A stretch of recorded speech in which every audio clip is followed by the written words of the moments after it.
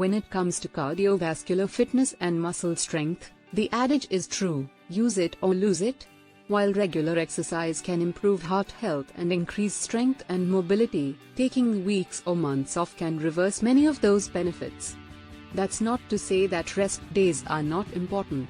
In general, short breaks can help you physically and mentally recharge, but whenever possible, you should avoid extending your time off for too long so that hopping back on the wagon doesn't feel too daunting or miserable. Your body adapts to the stimulus you provide, said Dr. Kevin Stone, an orthopedic surgeon and the author of the book Play Forever: How to Recover from Injury and Thrive. Your muscles become used to the stress and the testosterone, the adrenaline and endorphins, all the wonderful things that circulate from exercise. When you take that away, the body initiates a muscle loss program. What does it mean to lose fitness?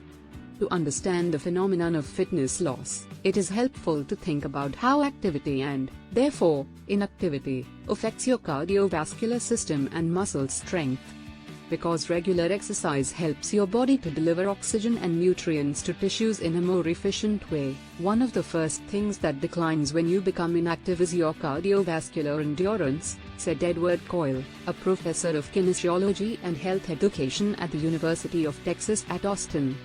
After just a few days of inactivity, the volume of blood plasma circulating in your body decreases, Dr. Coyle said, leading to a series of other cardiovascular changes. After 12 days, studies show that the total amount of blood the heart pumps every minute decreases, along with the amount of oxygenated blood available to muscles and other cells, measured as the VO2 max. If you return to the gym at this point, you will only notice slight differences in performance, Dr. Coyle said. Your heart rate may be a little faster and your breathing may be heavier as your body works harder to pump blood and oxygen to where they're needed. Scientists have found that it is around the 3-week mark that people experience the biggest changes in their ability to get through a workout, as energy produced by mitochondria for muscle cells drops off significantly. That means that exercise will be more fatiguing, Dr. Coyle said. Strength declines less rapidly than cardiovascular health. After 8 weeks, inactivity finally starts to affect the size and strength of your muscles. For weightlifting or strength workouts, the maximum amount you are able to lift decreases, as does the number of repetitions you could manage, Dr. Coyle said. You are also more likely to experience muscle soreness a day or two after working out. The extent to which different people experience a decline in fitness depends on age, genetics, lifestyle, diet and prior level of fitness. Studies show that older adults lose fitness at nearly twice the rate of 20 to 30-year-olds. And while people who work out consistently for months or years may experience fitness loss at the same rate as recreational exercisers and weekend warriors, athletes who start out at a higher fitness level have more to lose in absolute terms, Dr. Coyle said. What can you do to keep fitness loss at bay? While the cardiovascular and muscular changes that occur after a long break may sound dramatic, the good news is that most people do not cut out all activity in the same way that participants are often instructed to do in an exercise study. If you have to travel or stay in because of bad weather, doing something is still better than nothing, Dr. Coyle said. Swap dumbbells for bodyweight exercises. Try smaller exercise snacks throughout the day, take the stairs as much as you can, or better yet, set a goal to do a few short high-intensity interval workouts. If you spend just a few minutes a day doing interval training, that's sufficient to keep blood volume elevated and mitochondria relatively high, Dr. Coyle said.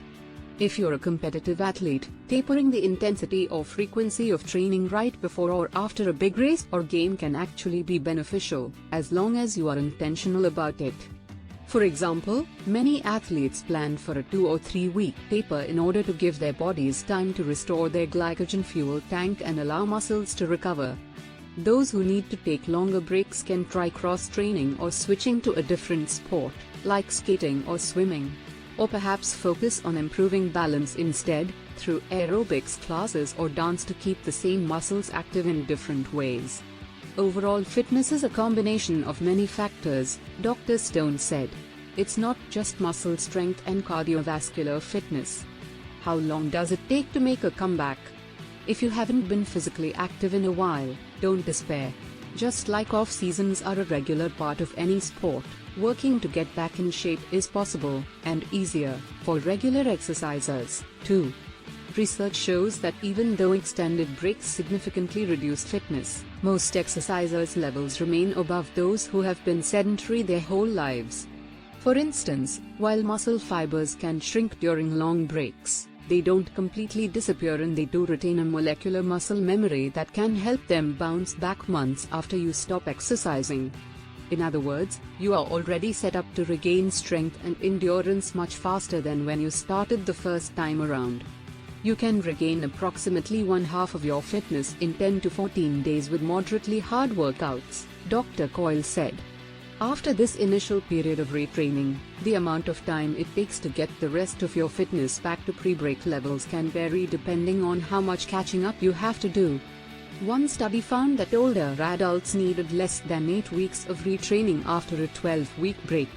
Other evidence suggests that competitive athletes may need to train for 2 to 3 times as long as the time they took off. When rebuilding your fitness, start by setting a goal of working out for a certain length of time each day, without worrying about your strength or intensity, Dr. Coyle said. Once you can comfortably walk or jog for 30 minutes a day for 2 or 3 weeks, you can start increasing your pace to a run. If you want to return to lifting weights at the gym, start with a lower load and then gradually add more. Many personal trainers recommend amping up by no more than 10% every week. But rather than following an arbitrary number, tweak your routine based on how your body feels.